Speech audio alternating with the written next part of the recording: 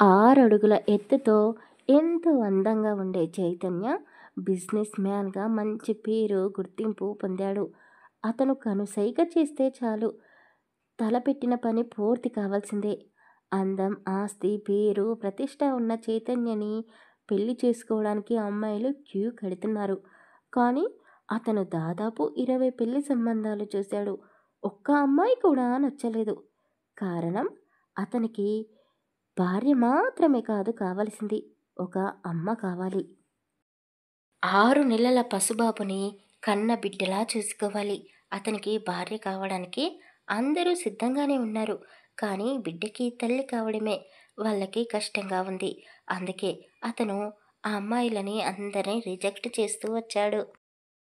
చైతన్య సిటీలోనే top business మ్యాన్లో ఒకడు. అతని తండ్రి విశ్వనాథం. ప్యాలెస్ లాంటి ఇంట్లో తండ్రి కొడుకులు మాత్రమే ఉంటారు. వాళ్లకు తోడు చిన్న బాబు, పేరు మహాన్. ముద్దుగా నాని అని పిలుచుకుంటారు. చైతన్య ఇక పెళ్లి సంబంధాలకి వెళ్ళలేను, విసిగిపోయాను అని తండ్రితో అన్నాడు. అతను బాగా ఆలోచించి పల్లెటూరి సంబంధం చూశాడు. చైతన్యాన్ని ఒప్పించాడు ఆ అమ్మాయిని చూడడానికి. ఆ అమ్మాయి వాళ్ళ ఊరి పక్కనే విశ్వనాథం పుట్టి పెరిగిన ఊరి ఉంది. వారం రోజులు వాళ్ళు ఆ ఊరిలో ఉండడానికి ప్లాన్ వేసుకున్నారు. విశ్వనాథం పేరు మీద ఊరిలో కొన్ని పొలాలు ఉన్నాయి. వాటిని కౌలుకు ఇచ్చారు.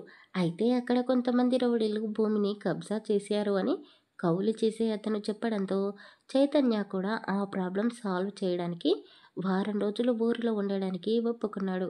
పక్క ఊరిలో ఉన్న అమ్మాయిని చూశాడు. వాళ్ళు చాలా పేదవాళ్ళు. అలాంటి ఇంటికి చైతన్య అల్లుడు కావడం అనేది కల. ఆ అమ్మాయి చూడడానికి అందంగా లేదు. కానీ తను ఒప్పుకుంటే పెళ్లి చేసుకోవడానికి చైతన్య సిద్ధంగానే ఉన్నాడు. ఆ అమ్మాయి ఏడుస్తూ, మేము పేదవాళ్ళమే, కానీ ఒక బాబు తండ్రిని పెళ్లి చేసుకోవడానికి నేను సిద్ధంగా లేను. చిన్నప్పటి నుండి మా బావని ఇష్టపడుతున్నాను. అతన్నే పెళ్లి చేసుకుంటాను. దయచేసి మీరు నేను నచ్చలేదని మా వాళ్ళతో చెప్పండి అని ఏడుస్తూ చెప్పింది. చైతన్య ఆమె చెప్పినట్టే చెప్పాడు. ఆ అమ్మాయి ధైర్యానికి మెచ్చుకొని కొంత డబ్బు సహాయం కూడా చేశాడు. కొడుకులో ఉన్న అతి మంచితనాన్ని చూసి విశ్వనాథం సంతోషపడుతూ ఉన్నాడు. కానీ కొడుకుకి పెళ్లి చేయాలి అన్న తన తపన మాత్రం తపస్సులాగే మిగిలిపోతుందా అని భయంగా ఉంది అతనికి. సరిగ్గా అదే సమయంలో ఒక అమ్మాయి పెళ్లి నుండి పారిపోయి చైతన్య వాళ్ళ దగ్గరికి వచ్చింది. హాయ్ అండి, వెల్కమ్ టు అమల్య మంత్రి తెలుగు ఆడియో స్టోరీస్. ఇప్పటి వరకు మీరు విన్న స్టోరీ షార్ట్ కట్, నీతో ఉంటే చాలు మొదటి భాగం మాత్రమే అప్లోడ్ చేశాను. ఆ తర్వాత నుండి స్టోరీస్ని కంటిన్యూ చేయలేకపోయాను. అందుకే ఫుల్ లెంత్ స్టోరీని సాగదీయకుండా సింపుల్గా మీ ముందుకు తీసుకొని వచ్చాను. విని ఆనందించండి. అలాగే కథ నచ్చితే ప్లీజ్ లైక్ చేసి కామెంట్ చేయండి. అలాగే మన కొత్త ఛానల్ని సబ్స్క్రైబ్ చేసుకోండి. మీ సపోర్ట్ నాకు చాలా అవసరం. పెళ్లి నుండి పారిపోయిన అమ్మాయి దట్టంగా అడవిలో ఉన్న ప్రదేశంలో ప్యాలెస్ లాంటి ఇంట్లోకి దూరిపోయింది. ఇంట్లో ఎవరో ఉన్నట్టుగా అనిపించడంతో డోర్ కొట్టింది. ఒక అతను వచ్చి డోర్ తెరిచి చూశాడు. సార్, ప్లీజ్ హెల్ప్ చేయండి, రౌడీలు వెంబడిస్తున్నారు అని 2 చేతులు జోడించి అడిగింది.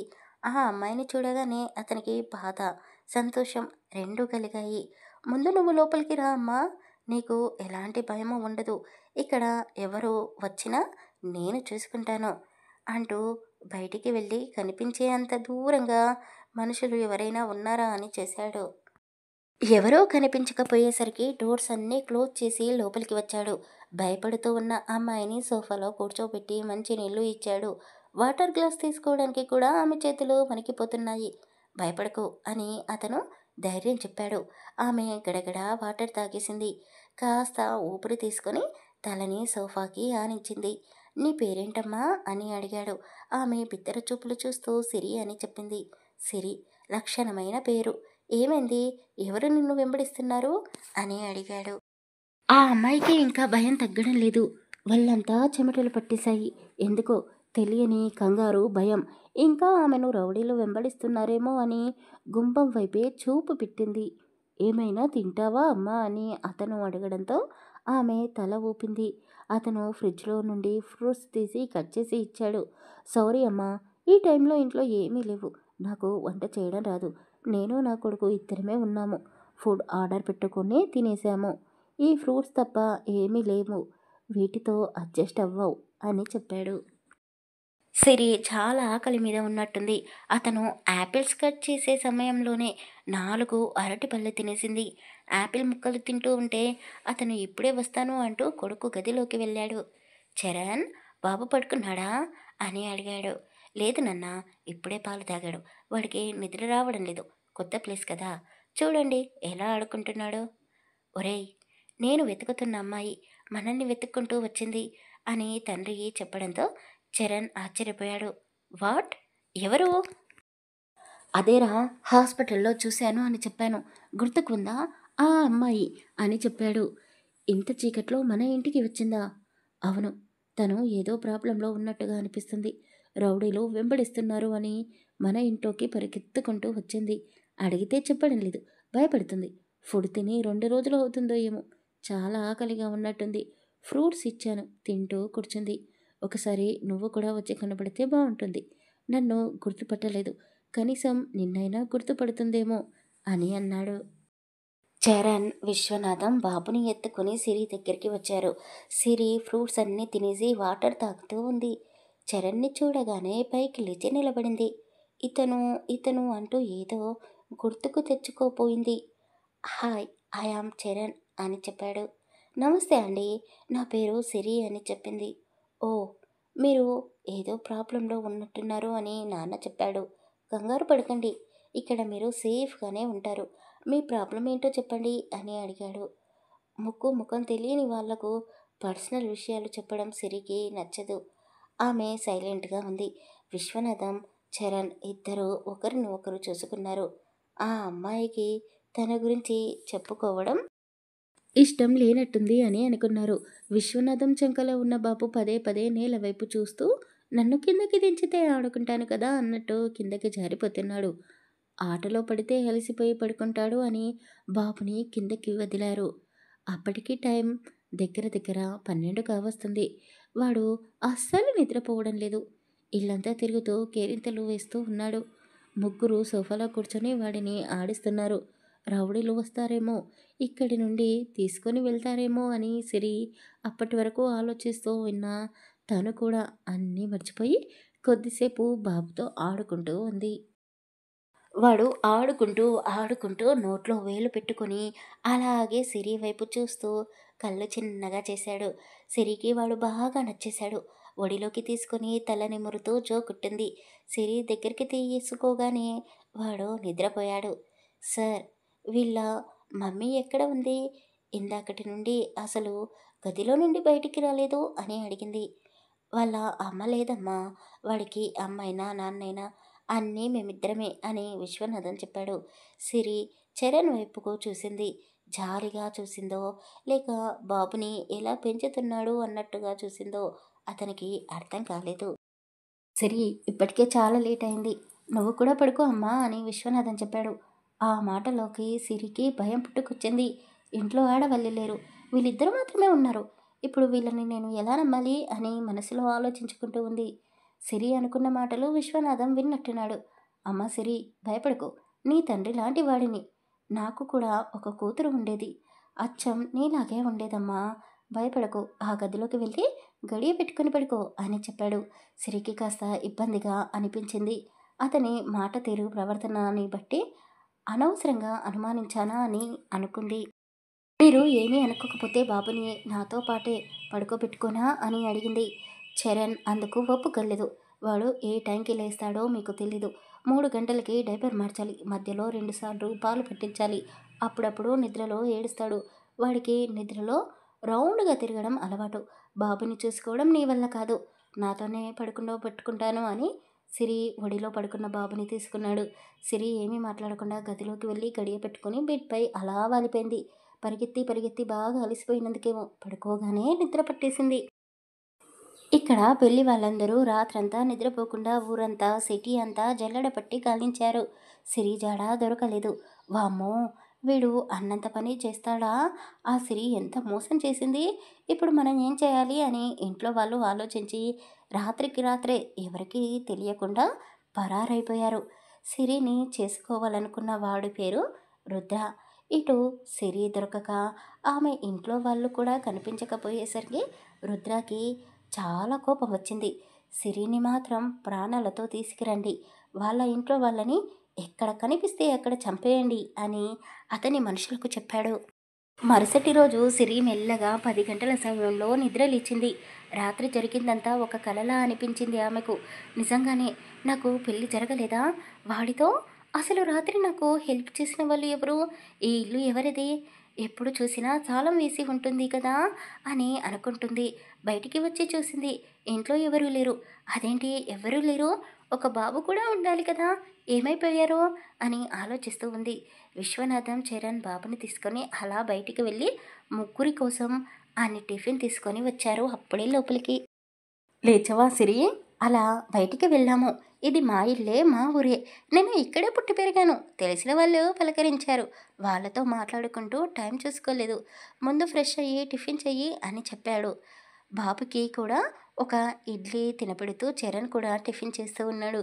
సిరి, మేము ఈరోజు సిటీకి వెళ్ళిపోతున్నాము. నీ గురించి నువ్వు మాతో ఏది చెప్పడం లేదు, కానీ నువ్వు ఏదో ప్రాబ్లంలో ఉన్నావు అని తెలుస్తుంది. మేమేమైనా హెల్ప్ చేయగలమా అని విశ్వనాథం ఎంతో ప్రేమగా అడిగాడు. సార్, ప్రస్తుతానికి నాకు ఒక జాబ్ కావాలి. నేను కూడా మీతో పాటు సిటీకి వస్తాను. అక్కడ ఏదైనా చిన్న జాబ్ చూసుకుంటాను. అప్పటి వరకు మీరు నాకు కాస్త తోడుగా ఉంటే చాలు అని చెప్పింది. మరి మీ ఇంట్లో వాళ్ళు అని అడిగాడు. సార్, ఇప్పుడు నేను ఏమీ చెప్పలేను, ప్లీజ్ ఇంకేమీ అడగకండి అని చెప్పింది. సిరిని తీసుకొని వాళ్ళు సిటీకి బయలుదేరారు. దారిలోనే వాళ్ళ పొలం ఉంటుంది. అది కౌలకు ఇచ్చారు. అయితే వాళ్ళ పొలాన్ని రుద్ర బలవంతంగా కబ్జా చేశాడు అని తెలుసుకున్నారు. అసలు వాళ్ళు ఆ ఊరికి వచ్చింది కూడా ఆ పొలం గురించి మాట్లాడడానికే. రుద్రకి పెళ్ళి అని తెలిసింది.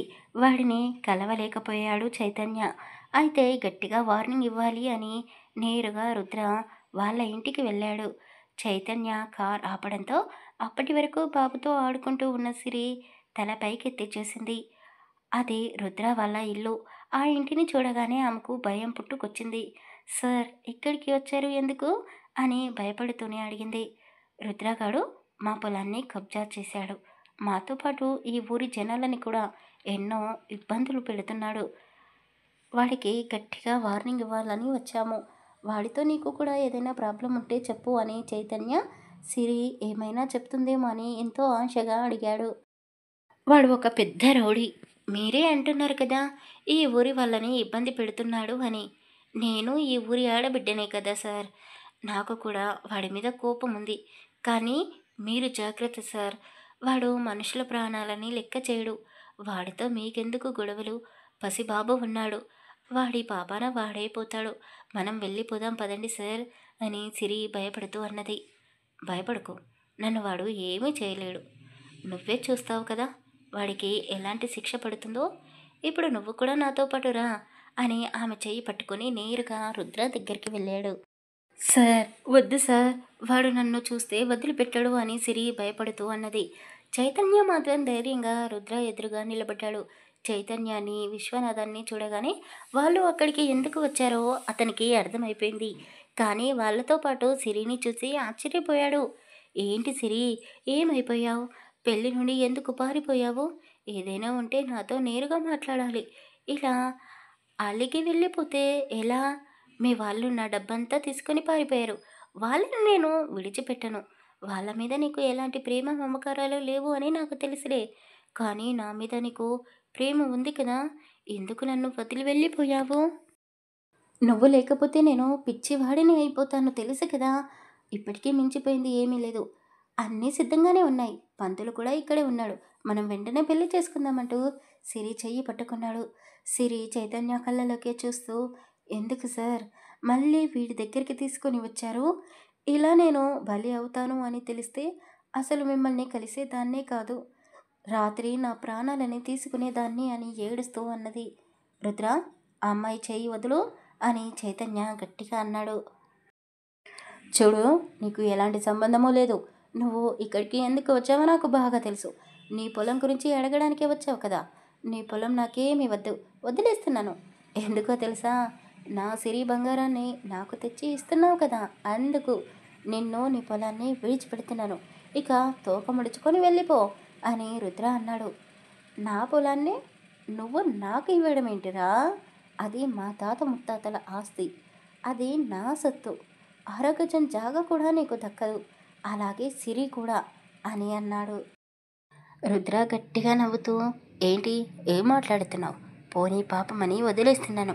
సిరి నా సొత్తు. వాళ్ళ ఇంట్లో వాళ్ళకి డబ్బులు ఇచ్చి మరీ కొనుక్కున్నాను. ఓయ్ పంతులు, ఏం చేస్తున్నావు? తినడానికి వచ్చావా? అంజనం వేసి సిరి జాడ చెప్తావని పిలిపించాను. కానీ ఇప్పుడు ఏకంగా పెళ్ళే జరిపించు. వెళ్ళు, అన్నీ సిద్ధం చెయ్యి అని చెప్పాడు. రుద్ర అంటే అందరికీ భయమే. పంతులు కూడా భయపడుతూనే, ఇక్కడేనా బాబు పెళ్ళి అని అడిగాడు.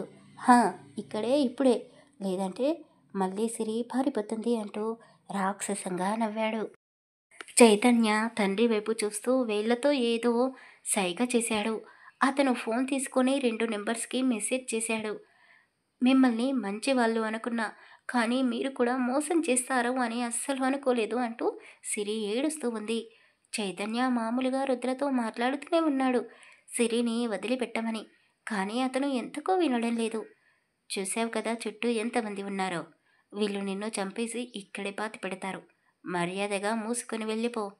ఇప్పటి వరకు పొలాన్ని నీకే ఇచ్చేయాలి అనుకున్నాను, కానీ ఇప్పుడు పొలం కూడా నాకే కావాలి. పేపర్స్ మీద సైన్ చేసి వెళ్ళిపో. సిటీలో బాగానే ఆస్తులు కూడా పెట్టావు కదా, ఇక ఈ పల్లెటూరికి వచ్చి ఏం చేస్తాం అని అన్నాడు. చైతన్య అప్పటికీ ఓపికగానే మాట్లాడుతూ ఉన్నాడు. సిరి ఏకదాటిగా ఏడుస్తూనే ఉంది. ఆమె ఏడుపు రుద్రకి చిరాకు తెప్పించింది. ఏంటి, సిటీ నుండి వచ్చాడు, నన్ను కాపాడుతాడు అని వాడి వంక చూస్తున్నావా? ఎవరు వచ్చినా నిన్ను నా నుండి కాపాడే వాళ్ళు ఒక్కరు కూడా లేరు. పెళ్లి చేసుకునేవాడిని నన్ను వదిలిపెట్టి ముఖం తెలియని వాడి వంక అలా చూస్తున్నావెందుకు?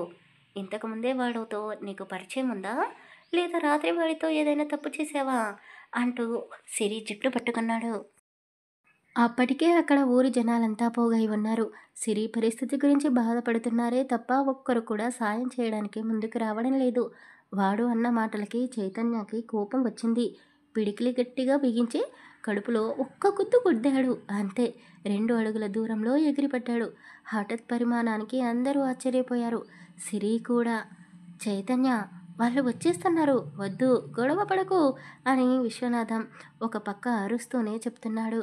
ఎందుకంటే చైతన్యకి కోపం వస్తే ఎవరి మాట వినడు. ఆ విషయం విశ్వనాథానికి బాగా తెలుసు. చేతికి ఏది దొరికితే అది, రాడు కర్ర అని తేడా లేకుండా అక్కడ ఉన్న రౌడీలందరినీ చితక్కొట్టుడు కొట్టాడు. అతని కోపానికి కూడా సహాయం చేశారు ఆ ఊర్లో వాళ్ళు. ఎన్ని రోజుల నుండి అవకాశం కోసం ఎదురు చూస్తున్నారో పాపం. ఆ రోజు వాళ్ళ కసి తీరా అందరినీ కొట్టారు. ఆ ఊరికి నేనే రాజు, నేనే ఒక పెద్ద పులి అని విర్రవీగుతూ ఉన్న రుద్ర ఒక్కసారిగా చచ్చిన పాములా నేలపై పడి ఉన్నాడు. అతనిపై చైతన్య కూర్చొని, ఏంటి, ఇప్పుడు కూడా పెళ్లి చేసుకుంటావా సిరిని అని అడిగాడు. రుద్ర అలా తయారవ్వడానికి కారణం వాళ్ళ అమ్మా నాన్నలే. వాళ్ళు చైతన్య కాళ్ళు వేళ్ళు పట్టుకొని బ్రతిమాలుతున్నారు రుద్రాన ప్రాణాలతో విడిచిపెట్టమని. మీ వల్లే కదూ వీడు ఇంత పొగరుబోతులా తయారయ్యాడు. మీ గురించి అంతా తెలుసుకొని ఇక్కడికి వచ్చాను. మిమ్మల్ని పోలీసులకు అప్పచెప్పాలి అని అనుకున్నాను, కానీ ఒక అమ్మాయిని బలవంతంగా ఆమె ఇష్టంతో పని లేకుండా పెళ్లి చేసుకుందామని చూసావు చూడు, అందుకు నీ మీద చేసుకోవాల్సి వచ్చింది. నేను చేసింది మంచి పనే. పని మీ అమ్మా నాన్న ముందే చేసి ఉంటే నువ్వు ఇలా రౌడీలా మారేవాడివి కాదేమో. విశ్వనాథం అతనికి తెలిసిన పోలీసులకి మెసేజ్ పెట్టాడు. వాళ్ళు అక్కడికి వచ్చారు. పోలీసులతో పాటు అతను రౌడీలకు కూడా మెసేజ్ పెట్టాడు. వాళ్ళు కూడా ఒక జీపులో సిరి వాళ్ళ పిన్ని బాబాయిని పట్టుకొని వచ్చారు. అమ్మా సిరి, మమ్మల్ని క్షమించమ్మా, వీడికి భయపడి ఊరి నుండి పారిపోయాము. ఈ చైతన్య బాబు గురించి తెలుసుకున్నాము. చాలా డబ్బులు ఉన్నాయంట కదా, ఈ అబ్బాయిని పెళ్లి చేసుకో అమ్మా, నువ్వు సంతోషంగా ఉంటావు అని వగలవారి మాటలు మాట్లాడుతూ సిరి పక్కన వచ్చి నిలబడి ఉన్నారు వాళ్ళ పిన్ని. పోలీసులు రౌడీలని రుద్రాని హ్యాండ్ ఓవర్ చేసుకున్నారు. వీడు మళ్ళీ సిరి కంటపడకూడదు. వీడిపైన అన్ని కేసులు మోపి జీవితాంతం జైల్లోనే గడిపేలా చేయండి. వీడు సిరి లాంటి అమాయకురాలైన అమ్మాయిలను చాలామందిని మోసం చేశాడు అని చైతన్య పోలీసులకి గట్టిగానే చెప్పాడు. చైతన్య సార్, వీడి మీద చాలా కంప్లైంట్స్ ఉన్నాయి, కానీ ఒక్కరు కూడా ముందుకు వచ్చి మీలా ధైర్యం చేసి వీడిని పట్టించే ప్రయత్నం చేయలేదు. ఇక వీడి గురించి మీరు మర్చిపోండి అని చెప్పారు. ఒక్క నిమిషం. వీళ్ళిద్దరిని కూడా పట్టుకుని వెళ్ళండి. చీటింగ్ కేసు మీద. అమ్మా నాన్నకు దూరమైన సిరికి వీళ్ళు అండగా ఉండాల్సింది పోయి తనని మానసికంగా ఇబ్బంది పెట్టారు. వీళ్ళ వల్లే సిరి ఈ రుద్రగాడిని పెళ్లి చేసుకోవడానికి ఒప్పుకుంది. ఇదిగో ఇదిగో అబ్బాయి, ఏం మాట్లాడుతున్నావు? మేము సిరికి అయిన వాళ్ళం. సిరి వాళ్ళ అమ్మ నా సొంత అక్క. ఆ అక్క కూతురిని నేనెందుకు మోసం చేస్తాం? ఈ రుద్రగా ఎలాంటివాడో ఊరందరికీ తెలుసు. సిరితో పెళ్లి జరిపించకపోతే నన్ను, మా ఆయన్ని, నా కూతుర్ని చంపేస్తానని బెదిరించాడు. సిరి అంటే ఇష్టమని మమ్మల్ని బలవంతంగా పెళ్లికి ఒప్పించాడు. ఇందులో మా తప్పేముంది? మేము సిరిని మా కన్న కూతురులాగే చూసుకున్నాము. నోరు మూయండి. మీరు ఏం చేశారో నాకు తెలుసు. వాళ్ళ అమ్మ నాన్న చనిపోగానే వాళ్ళ పేరు మీద వచ్చిన ఇన్సూరెన్స్ డబ్బులతో సహా సిరి ఉంటున్న ఇల్లును కూడా మీరు మీ సొంతం చేసుకున్నారు. తనకంటూ ఒక నీడ లేకుండా చేశారు.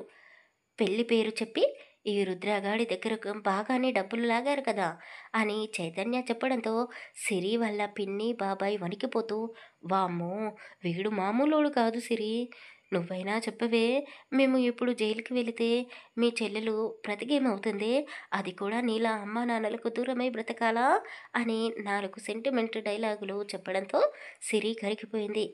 చైతన్య సార్, ప్లీజ్ వీళ్ళని విడిచిపెట్టండి అని చెప్పింది. ఇష్! అయ్యో సిరి, నీలాంటి వాళ్ళు ఇలాంటి వాళ్ళని నమ్మి మోసపోతారు. మళ్ళీ మీరే క్షమిస్తారు. మీ అంత జాలి గుణం నాకైతే లేదు. వీళ్ళని నేను క్షమించలేను.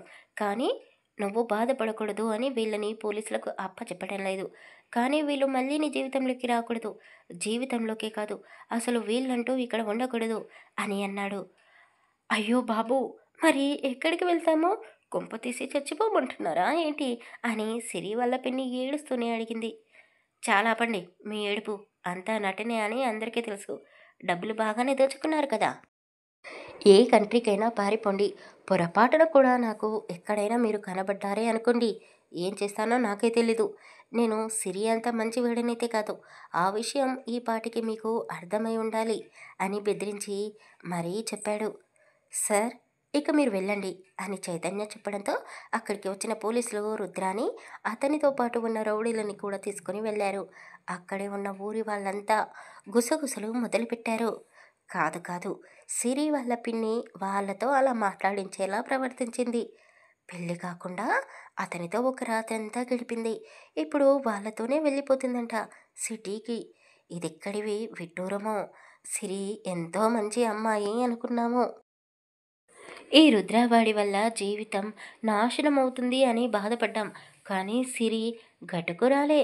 అమ్మా నాన్న చనిపోయిన తర్వాత పిల్ల గుండె ధైర్యంతో బ్రతుకుతుంది అనుకున్నాము. కానీ ఇలాంటి వాడి అండ చూసుకొని ధైర్యంగా ఉంది అని తెలుసుకోలేకపోయాము. ఎంతైనా సిటీ కాలేజీలో చదువుకుంది కదా, అప్పుడే ఈ అబ్బాయిని లైన్లో పెట్టినట్టుంది అని అమ్మలక్కలు మాట్లాడుకుంటూ ఉన్నారు. సిరి వాళ్ళ పిన్ని వాళ్ళ మాటలకి వత్తాసు పలుకుతూ అగ్గికి ఆద్యం పోస్తూ ఉంది. అప్పటి వరకు ఆ అమ్మాయిని ఎంతగానో మెచ్చుకున్న ఊరి జనాలంతా అలా మాట్లాడుకుంటూ ఉంటే సిరి తట్టుకోలేకపోయింది.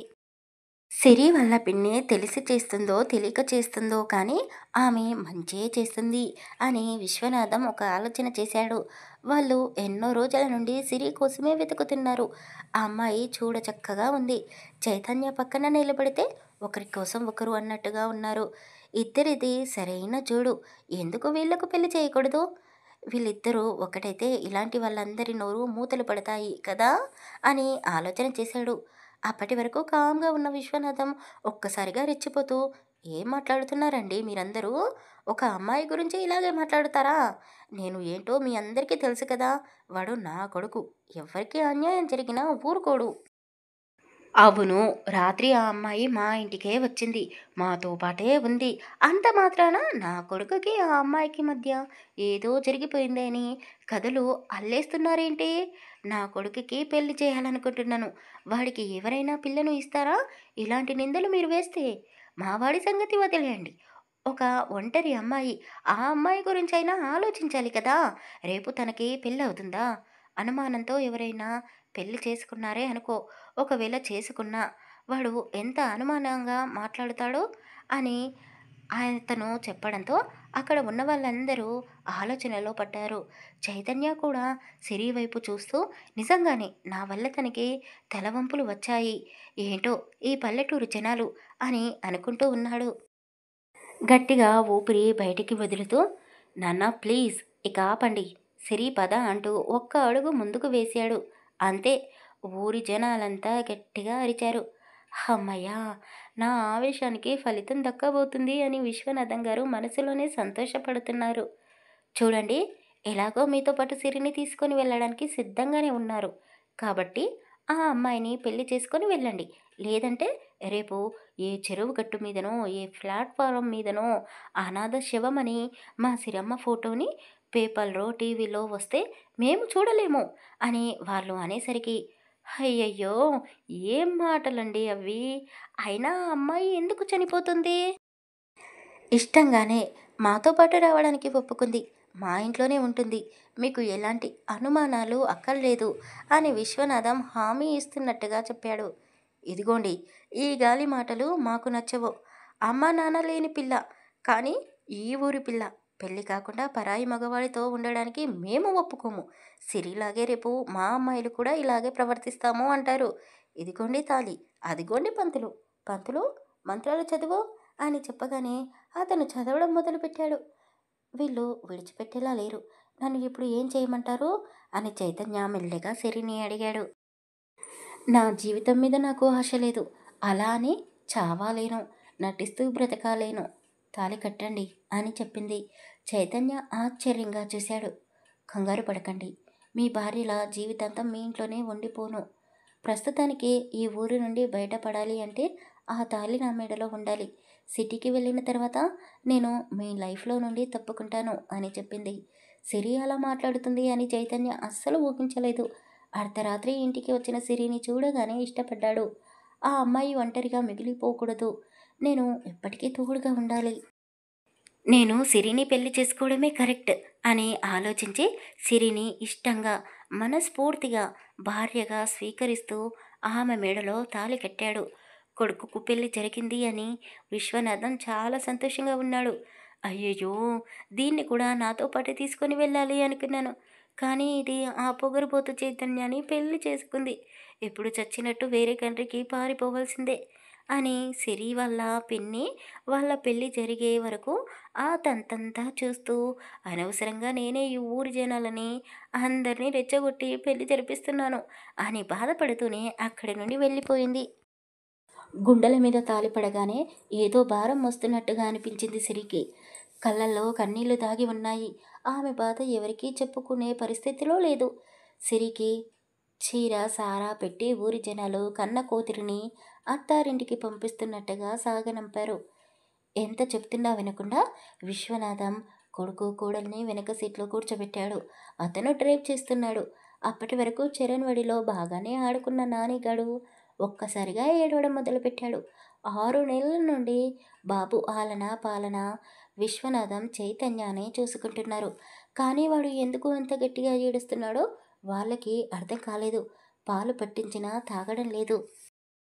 వెంటనే సిరి బాబుని తీసుకొని వాడి వంటిపై ఉన్న బట్టలు తీసేసి ఆమె చీర కొంగుతో వాడికి దిష్టి తీసి వైప్స్తో వాళ్ళంతా తుడిచి వేరే బట్టలు వేసింది. ఏమైంది నాన్న, ఎందుకు ఏడుస్తున్నావు? నువ్వు గుడ్ బాయ్వి, అలా ఏడవకూడదు అంటూ వాడితో కబుర్లు చెబుతూ వాడిని ముద్దాడింది. అంతే, కిలకిలా నవ్వడం మొదలుపెట్టాడు. చైతన్య అయితే నోరెల్లో పెట్టి సిరిని అలా చూస్తూ ఉండిపోయాడు.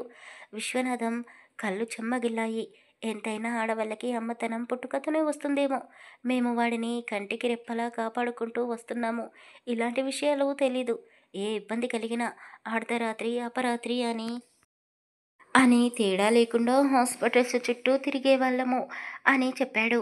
మీ ఇంట్లో చిన్నపిల్లలు లేరు కదా, మరి నీకెలా తెలుసు ఇవన్నీ అని విశ్వనాథం డ్రైవ్ చేస్తూనే అడిగాడు. అంకుల్, అది మా ఇంటి పక్కన ఉండే అమ్మమ్మ వాళ్ళ కొడుకు పిల్లలకి ఇలాగే చేస్తుంది. ఈరోజు అంతమంది జనాల కళ్ళు వీడిపైనే ఉన్నాయి కదా, దిష్టి తగిలినట్టుంది అని చెప్పింది. అవును, అక్కడ ఒక్కొక్కరు బాబు వైపు అలా చూస్తూ ఉన్నారు. వాడేదో దొరకని పండు తినేస్తే బాగుండు అన్నట్టుగా చూశారు అని చైతన్య అనగానే సిరి చిన్నగా నవ్వింది. హమ్మయ్య! నువ్వు కూడా నవ్వావా? ఇప్పుడు నాకు ప్రశాంతంగా ఉంది. చైతన్య, విశ్వనాథం కలుపుగోలుగా మాట్లాడుతూ ఉంటే సిరికి ఇబ్బందిగా ఉంది. నిన్నటి వరకు వాళ్ళు ఎవరో ఆమెకు తెలీదు. కానీ ఇప్పుడు వాళ్ళతో ఒక బంధం ఏర్పడింది. చైతన్య భర్తలా ఆమె పక్కన ఉన్నాడు. సిరి ఏదో ఆలోచిస్తూ బాబుకు పాలు పట్టించి నిద్రపుచ్చింది. వీళ్ళు ఇంటికి చేరుకున్నారు. అది ఒక పెద్ద విల్లా. ఇంట్లో పనిచేసే వంట మనిషి నుండి అన్ని పనులు చూసుకోవడానికి మగవాళ్ళే ఉన్నారు. విశ్వనాథం కొడుకు కోడలిని గుమ్మం దగ్గరే ఆపేసి హారతి పళ్ళెంని తీసుకొని వచ్చాడు. అతనికి ఎటువైపు తిప్పాలి, ఎలా హారతి ఇవ్వాలి అనేది కూడా తెలీదు. ఆడమనిషి లేని ఇల్లు కదా అమ్మా! మాకు ఇలాంటి విషయాలు ఏమీ తెలీదు. ఏమీ అనుకోకు అంటూ ఎలాగో అలా హారతి ఇచ్చి వాళ్ళను లోపలికి ఆహ్వానించాడు. అలాంటి ఇంటిని సిరి సినిమాల్లో చూడడమే తప్ప ఎప్పుడూ చూడలేదు. అది ఒక అపురూపమైన అద్దాల మేడ. ఆమె దృష్టిలో అంతే. అది తన ఇల్లు అన్న భావన ఆమెకు కలగడం లేదు. చైతన్య, సిరిని నీ గదిలోకి తీసుకొని వెళ్ళు, ఫ్రెష్ అవుతుంది అని విశ్వనాథం చెప్పడంతో చైతన్య ఇబ్బంది పడుతూ, నాన్న, నా గదిలోకి ఎందుకు? తనకి సెపరేట్ రూమ్ ఇద్దాం. సడన్గా పెళ్లి జరిగింది. పాపం మన గురించి ఏమనుకుంటుంది? తనకు కూడా కాస్త ప్రైవెన్సీ కావాలి కదా అని అన్నాడు. పెళ్లికి ముందు వాళ్ళు మాట్లాడుకున్న విషయాలు అతను విన్నాడు. కాబట్టే వాళ్ళని ఒంటరిగా ఉండడానికి అతను ఒప్పుకోవడం లేదు. చైతూ, ఈ ఒక్క విషయంలో నేను చెప్పినట్టే నువ్వు వినాలి. సిరిని తీసుకొని నీ గదిలోకి వెళ్ళు అని చెప్పాడు. తండ్రిని ఇబ్బంది పెట్టడం ఇష్టం లేక సిరి నా గది పైన ఉంది పద అంటూ బాబుని తీసుకొని వెళ్ళబోతూ ఉంటే, ఒక్క నిమిషం అని విశ్వనాథం ఆపేసి చైతన్య దగ్గర నుండి నానిగాడిని తీసుకున్నాడు. చైతన్య గది చాలా పెద్దగా విశాలంగా ఉంది. సిరి, నువ్వు ఫ్రెష్ అవ్వు అని చెప్పాడు. అతను చెప్పినట్టుగానే ఆమె వాష్రూంలోకి వెళ్ళింది. ఆమె బయటికి వచ్చేసరికి చైతన్య ఆఫీస్ కాల్ మాట్లాడుతూ ఉన్నాడు. ఆమె వైపు చూసి చూడనట్టుగా చూశాడు. ఏంటి అలాగే ఉన్నావు? డ్రెస్ మార్చుకో అని చెప్పాడు. ఆమె చాలా ఇబ్బంది పడుతూ, నేను కట్టుబట్టలతో వచ్చేసాను కదండి, నా దగ్గర బట్టలు లేవు అని చెప్పింది. అతను వెంటనే సిరిని తీసుకుని షాపింగ్ మాల్కి వెళ్ళి బట్టలు తీసుకున్నాడు. ఇంకా చాలు అని సిరి ఎంత చెప్తున్నా అతను వినడం లేదు. నెయిల్ పాలిష్ నుండి చెప్పుల కలెక్షన్ వరకు అన్నీ ఒక్కటి లేదు అనకుండా తీసేసుకున్నాడు. అతను బిల్ పే చేస్తూ ఉంటే వీటికి కూడా బిల్ వేయించండి అని ఇచ్చింది. వావ్! ఫైనల్గా నువ్వు కూడా నీకోసం ఒక డ్రెస్ని సెలెక్ట్ చేసుకున్నావన్నమాట. ఏది, ఎలా ఉంది అని చూశాడు. అందులో నాని కోసం 2 జతల బట్టలు, కొన్ని చెక్కతో చేసిన క్యూట్ క్యూట్ బొమ్మలు తీసుకొని ఉంది. నాని కోసం తీసుకున్నావా? నేను నీ కోసం తీసుకున్నావేమో అనుకున్నాను అని అన్నాడు. ఆమె సైలెంట్గా పక్కకి నిలబడి ఉంది. చైతన్యకి సిరి ఇంకా ఇంకా నచ్చేసింది. అంతకుముందు పెళ్లి సంబంధాలకు వెళ్ళిన అమ్మాయిలందరూ నానిని చూడగానే వాడిని ఏ హాస్టల్లోనో వేయాలి, లేదా ఒక కేర్ టేకర్ని పెట్టించాలి అని చెప్పేవాళ్ళు. దేవుడి మీద నమ్మకం లేని చైతన్య సిరి వల్ల జీవితంలోకి వచ్చినందుకు సంతోషంగా ఆ దేవుడికి థ్యాంక్స్ చెప్పుకున్నాడు. నైట్ కుక్కు వండిన ఆకులు అలవలు తినలేక విశ్వనాథం ఇబ్బంది పడుతూ ఏదో తిన్నాను అన్నట్టుగా తినేశాడు. సిరికి కూడా పెద్దగా వంట నచ్చలేదు. ఏదో ఆకలి కోసం కొద్దిగా తినేసింది. చైతన్య మాత్రం హెల్త్ గురించి చాలా స్ట్రిక్ట్గా ఉంటాడు. డైట్ ఫాలో అవుతూ ఉంటాడు. ఇంట్లో పనిచేసే అతను బాబుకి వేడి పాలలో ఏదో పౌడర్ కలిపి తినబెడుతున్నాడు. అది చూసి, ఏం తినిపిస్తున్నారు? అయ్యో అంకుల్, ఇలాంటివి తినిపించకూడదు. బాబుకు ఇంట్లో చేసిన ఉగ్గు తినిపిస్తే గట్టిపడతాడు. ఇలాంటివి తినిపించడం హెల్త్కి అంత మంచిది కాదు. మనం ఆకలిని చంపుకొని ఆకులు అలములు తినడం కాదు, బాబు కోసం పట్టించుకోవాలి అని చెప్పింది. నాన్న, ఎవరి గురించి మాట్లాడుతుంది? నిన్ను అంటుందా, నన్నా అని చైతన్య అర్థం కానట్టుగా అడిగాడు. విశ్వనాథానికి అర్థమైనా కొడుకుతో ఏమీ మాట్లాడకుండా, అయ్యో సిరి, అలాంటివన్నీ మాకు తెలియదు కదమ్మా, నువ్వు వచ్చావు కదా, ఇక నువ్వే చూసుకో ఇంటిని అని చెప్పాడు. అంకుల్, బాబుని నాతో పాటే పడుకోబెట్టుకోనా అని అడిగింది. ముందు నువ్వు అంకుల్ అని పిలవడం మానేయి, మామయ్య అని చక్కగా పిలువు. బాబుని నేనే పడుకోబెట్టుకుంటాను, మీరు వెళ్ళి పడుకోండి అని చెప్పాడు. అతను ఎందుకు అలా చెప్పాడో సిరికి చైతన్యకి అర్థమైంది. చైతన్య గదిలో చాలా పెద్దగా ఉంది మంచం. కానీ దానిపై పడుకోవడానికి సిరి ఇబ్బంది పెడుతూ, "నేను నేలపై పడుకుంటాను. మీరు పడుకోండి" అని చెప్పింది. "ఎందుకు? నాకు నిద్రలో తిరిగే అలవాటు లేదులెండి. పద్ధతిగానే పడుకుంటాను. మీరు ఎలాంటి డౌట్ పెట్టుకోకుండా హాయిగా పడుకోండి." అతను ఎంత చెప్పినా సిరి వినిపించుకోవడం లేదు. ఇక ఆమెను ఇబ్బంది పెట్టడం ఇష్టం లేక, "మీ ఇష్టం" అని చెప్పాడు. "చైతన్య గారు, నాకు ఒక జాబ్ కావాలి. మీకు తెలిసిన కంపెనీలో నాకు జాబ్ ఇప్పించగలరా?" అని అడిగింది. "ఇప్పుడు నీకు జాబ్ చేయాల్సిన అవసరం ఏముంది? నువ్వు నా భార్యవి" అని ఫ్లోలో అనేశాడు. సిరి అతని వైపు అలా చూస్తూ, "సారీ అండి. అనవసరంగా మీరు నా వల్ల ఇబ్బందిలో పడ్డారు. ఈ ఇంటికి మీకు నేను సరిపోను. నాకు జాబ్ వచ్చిన తర్వాత ఇక్కడి నుండి వెళ్ళిపోతాను. మీరు మీ స్థాయికి తగ్గట్టు ఒక అమ్మాయిని చూసి పెళ్లి చేసుకోండి" అని చెప్పింది. ఆమె మాటలు విన్న తర్వాత ఆమె మనసు మార్చాలి అనుకున్నాడు. "మీకు జాబ్ వచ్చేలా చేస్తాను. కానీ జాబ్ చేస్తూ కూడా మీరు ఈ ఇంట్లోనే ఉండాలి. ఇది సిటీ, పల్లెటూరు కాదు. ఒంటరిగా ఎక్కడ ఉంటావు? ఇక్కడి వాతావరణానికి, మనుషులకు అలవాటు పడ్డ తర్వాత ఒంటరిగా ఉండడానికి ఆలోచన చేద్దువు. ఇప్పటికైతే పడుకోండి.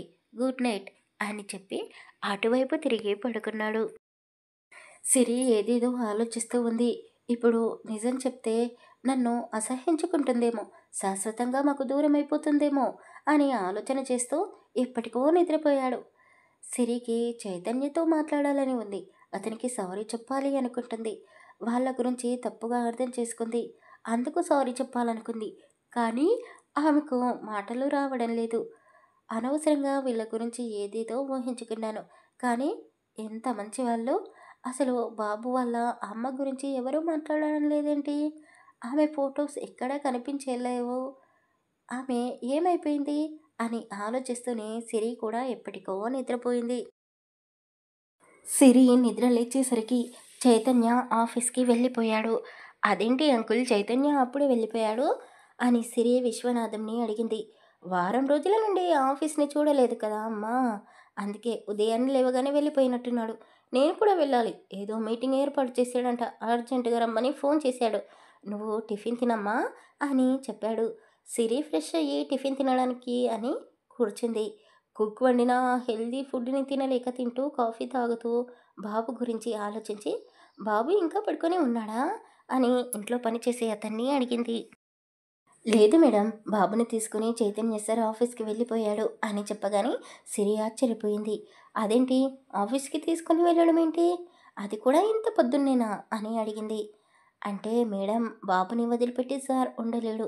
ఎవరి మీద నమ్మకం ఉండదు. అందుకే బాబుని వెంట పెట్టుకుని తీసుకొని వెళ్తాడు. ఏదో మీటింగ్ ఉందని చెప్పాడు అంకుల్. మరి బాబుతో ఎలా మీటింగ్ చేస్తాడు?"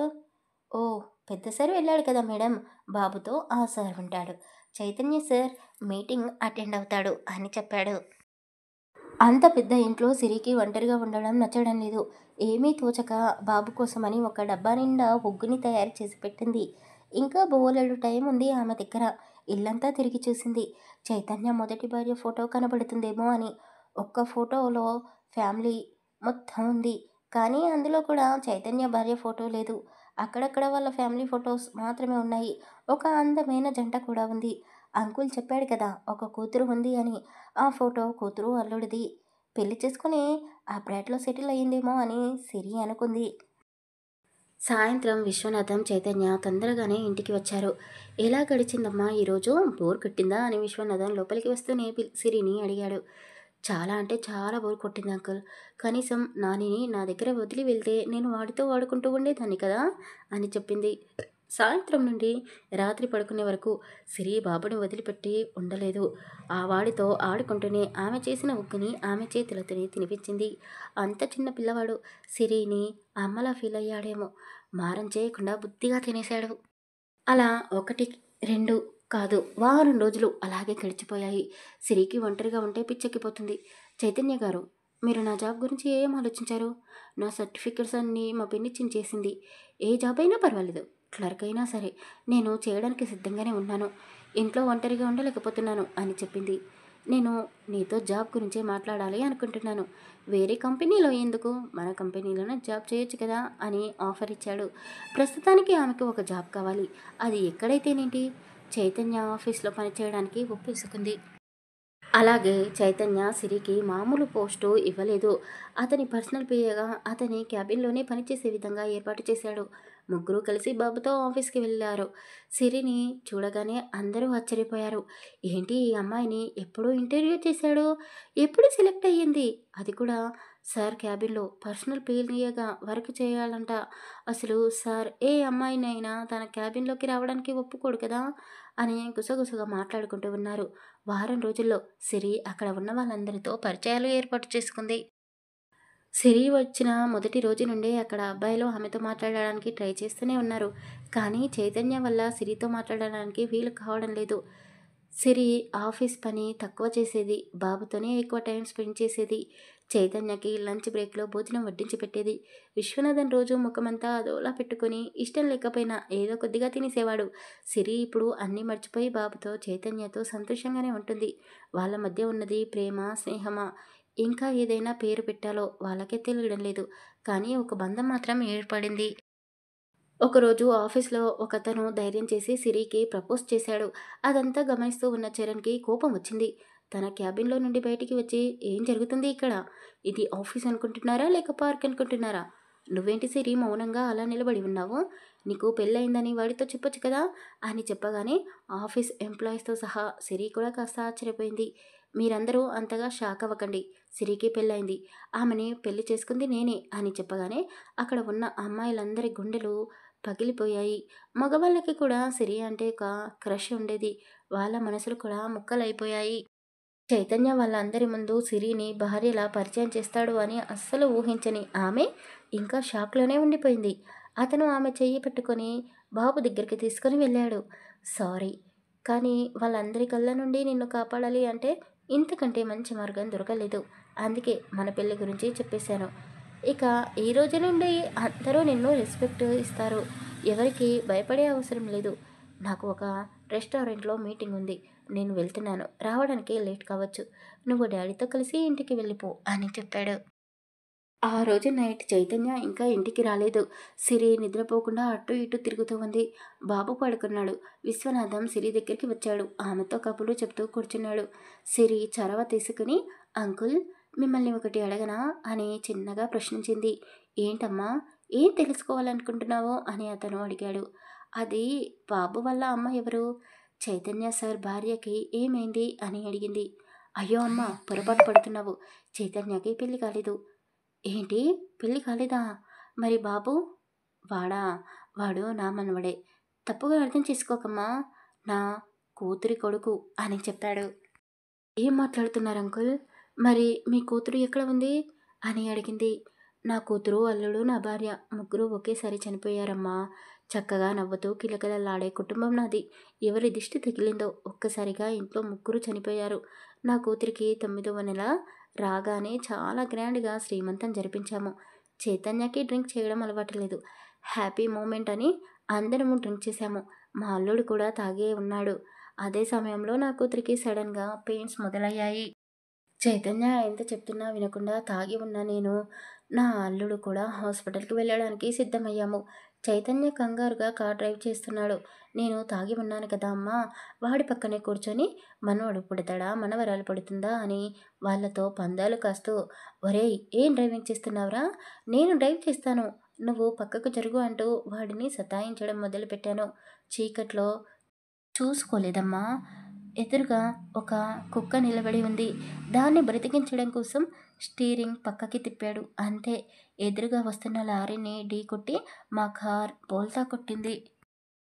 నా కూతురిని బ్రతికించే ప్రయత్నంలో నా అల్లుడు, భార్య లోయలో పడిపోయారు. వాళ్ళు అక్కడే ప్రాణాలు వదిలేశారు. నేను రోడ్డుపై పడి ఉన్నాను. రక్తపు మడుగులో. చైతన్యకి చిన్న చిన్న దెబ్బలు తగిలాయి. నన్ను, నా కూతురిని ముందు హాస్పిటల్‌కి తీసుకుని వెళ్ళాడు. చనిపోయిన అమ్మని, బావని కూడా హాస్పిటల్‌కి తీసుకొని వచ్చాడు. కానీ వాళ్ళు అప్పటికే చనిపోయారు. ప్రాణాలతో గుట్టుమిట్టు ఆడుతున్న మా ఇద్దరిని ఎలా బ్రతికించుకోవాలో వాడికి అర్థం కావడం లేదు. ఒక పక్క అమ్మ, బావ చనిపోయారు. మరో పక్క మేము. వాడికి భూమి, ఆకాశం ఒక్కటైపోయింది. నేను బ్రతికేవాడిని కాదేమో. ఒక దేవత పుణ్యం కట్టుకుంది. చాలా పెద్ద ఆపరేషన్ చేశారు నాకు. అని విశ్వనాథం ఏడుస్తూనే చెప్పాడు. సిరికి కూడా కన్నీళ్ళు వచ్చాయి. అంకుల్ ప్లీజ్ బాధపడకండి అని ఆమె కన్నీళ్లను తుడుచుకొని, మరి మీ కూతురు ఏమైంది అని అడిగింది. కళ్ళ ముందే భర్త చనిపోతే ఏ భార్య అయినా తట్టుకోగలదా అమ్మా? నా కూతురు అప్పటికే షాక్లో ఉండిపోయింది. అలా ఉంటే ఇద్దరి ప్రాణాలకి అపాయమని డాక్టర్స్ వెంటనే సిజరింగ్ చేశారు. బాబు పుట్టాడు. కానీ నా కూతురు పుట్టిన బాబుని కూడా చూసుకోకుండానే కళ్ళు మూసింది. నా చైతన్యకి ఏడవడానికి కూడా కన్నీళ్ళు రాలేదు. నేను స్పృహలో లేను. అమ్మకి, బావకి, చెల్లెలికి వాడే అంత్యక్రియలు జరిపించాడు. బాబుని, నన్ను జాగ్రత్తగా చూసుకుంటున్నాడు. దేవుడి మీద నమ్మకం కోల్పోయాడు. ఒక బండరాయిలా మారిపోయాడు. పెళ్లి చేసుకోమని నేనే ఎంతగానో ఫోర్స్ చేశాను. కానీ బాబు ఉన్నందువల్ల నాకు భార్య మాత్రమే కాదు, వాడికి అమ్మ కూడా కావాలి అని కండిషన్స్ పెట్టాడు. అందుకు అమ్మాయిలు ఒప్పుకోలేదు. ఒక దారి మూసేస్తే మరో దారి చూపిస్తాడు ఆ దేవుడు. అలాగే నిన్ను మా జీవితంలోకి పంపించాడు. మీ పెళ్ళి ఊహించని విధంగా జరిగింది. కానీ అది దేవుడు వేసిన బంధమమ్మా. మీ మధ్య ఇంకా దూరం ఉందని నాకు తెలుసు. అంతేకాదు, ఒక అగ్రిమెంట్ ప్రకారం నువ్వు ఈ ఇంట్లో ఉంటున్నావని కూడా తెలుసు. నా మాట విని చైతన్యతో జీవితాన్ని మొదలుపెట్టమ్మా. వాడిని విడిచిపెట్టకు. నీలాంటి అమ్మాయి కోసమే వాడు ఎన్ని రోజులుగా ఎదురు చూశాడు. నీకు అర్థం కావడం లేదా? వాడు నిన్ను ప్రేమిస్తున్నాడు. కానీ నీతో చెప్పలేకపోతున్నాడు. చెల్లెలి కొడుకుని సొంత కొడుకులా చేరదీసినవాడు భార్యని ఇంకెంత ప్రేమిస్తాడో ఒక్కసారి ఆలోచించమ్మా. మీ ఇద్దరూ సంతోషంగా ఉంటే చూసి ఆనందపడేది నేనే అని అతను కన్నీళ్లు తుడుచుకుంటూ చెప్పాడు. ఆ రోజు నైట్ సిరి పడుకున్న తర్వాత చైతన్య ఇంటికి వచ్చాడు. అతను డోర్ పెడుతూ ఉంటే సిరికి మెలకువ వచ్చింది. నిద్రపోతున్నట్టుగా నటించింది. చైతన్య ఆమె దగ్గరికి వచ్చాడు. ఏం చేస్తున్నాడు? తాగాడా? చిచి, తాగడం అలవాటు లేదు అని చెప్పాడు కదా అంకుల్. అతను ఆమె దగ్గరగా వచ్చి ముఖంపై ఉన్న ఆమె మంగురులని సరిచేసి, థ్యాంక్ యూ సిరి, నువ్వు నా లైఫ్లోకి వచ్చినందుకు. బాబుకి తల్లి ప్రేమను పంచిపెడుతున్నావు. నువ్వు ఎప్పటికీ ఇక్కడే ఉండిపోవచ్చు కదా. అందుకని పదే పదే వెళ్ళిపోతాను అని మాట్లాడుతున్నావు. నేనంటే ఇష్టం లేదా? ఓకే, భార్యాభర్తల్లా కాదు, ఇలా ఫ్రెండ్స్లా ఎప్పటికీ నా పక్కనే ఉండిపోవచ్చు కదా అని మాట్లాడుతూనే ఆమెకి దుప్పటి కప్పేసి అతను కూడా అటువైపుకు తిరిగి పడుకున్నాడు. రాత్రంతా సిరి నిద్ర పట్టలేదు. విశ్వనాథన్ చెప్పిన నిజం గురించి, చైతన్య ఆమెతో అన్న మాటల గురించి ఆలోచిస్తూ ఉండిపోయింది. ఒక 4-5 రోజులు సిరి చైతన్యాన్ని బాగా గమనించి చూసింది. ఆఫీస్కి ఎవరైనా కొత్త వాళ్ళు వస్తే సిరిని అతని వైఫ్గా పరిచయం చేస్తూ అందరికీ సిరి గురించి తెలిసేలా చేశాడు. సిరి ఒకరోజు ఆఫీస్కి వెళ్లకుండా బాబుని తనతో పాటే ఇంట్లోనే పెట్టుకుని వాడి ఆలన పాలన చూస్తూ నైట్ భోజనాల కోసమని 4-5 రకాల వంటకాలని స్వయంగా ఆమె వండి వడ్డించింది. విశ్వనాథం చైతన్య ఇంటికి వచ్చేసరికే బాబుకు తినిపించింది. వాడిని ఆడిస్తూ ఉంది. సిరిలో చాలా మార్పు వచ్చింది. ఇదివరకటిలా డల్గా ఉండడం లేదు. చాలా హ్యాపీగా ఉంది. చిరునవ్వు నవ్వుతూనే వాళ్లకు వాటర్ గ్లాస్ ఇచ్చింది. సిరిలో వచ్చిన ఆ మార్పు చైతన్యకి బాగా నచ్చింది. భోజనాలు చేసే సమయంలో సిరి వండిన వంటకాలను చూసి చైతన్య ఆశ్చర్యపోయాడు. చైతన్య కంటే ఎక్కువగా విశ్వనాథం ఆశ్చర్యపోయాడు. చైతన్య కుక్ వైపు చూశాడు. సార్, నేను చేయలేదు. సిరి మేడం ఈ వంటకాలన్నీ చేసింది అని చెప్పాడు. విశ్వనాథం ఆపకుండా ఒకదాని తర్వాత ఒకటి ప్లేట్లో పెట్టుకొని తింటూనే ఉన్నాడు. అబ్బా, ఇన్ని రోజుల నుండి ఆ పచ్చగడ్డి తిని నోరంతా చచ్చబడిపోయింది. ఈరోజే బ్రతికినట్టు అనిపిస్తుంది. అన్నా ప్లీజ్ కంట్రోల్ చేసుకోండి. ఇలాంటి ఫుడ్ తింటే మీకు హెల్త్ పాడవుతుంది అని చైతన్య అన్నాడు. సిరి కాస్త చిన్నపోయింది. ఏంట్రా నువ్వు ఎప్పుడూ ఏదో ఒకటి అంటావు? ఇష్టమైన ఫుడ్ తినకుండా ఎప్పుడో వచ్చే చావు కోసం ఎదురు చూస్తూ ఉండమంటావా? అన్నీ తృప్తిగా తిన్న రోజే చచ్చినా పర్వాలేదు అనిపిస్తుంది. అయినా నా జీవితం అయిపోయింది. ఇప్పుడు నీకు పెళ్ళి కూడా జరిగింది. నాకు ఎలాంటి దిగులు లేదు. నేను చచ్చినా పర్వాలేదు అని అన్నాడు. సిరి చైతన్య ఇద్దరూ ఒకరినొకరు చూసుకున్నారు. మీకు ఇష్టం లేకపోతే పక్కనే ఉన్నాయి, మీరు తినే హెల్దీ ఫుడ్ అని అనింది సిరి.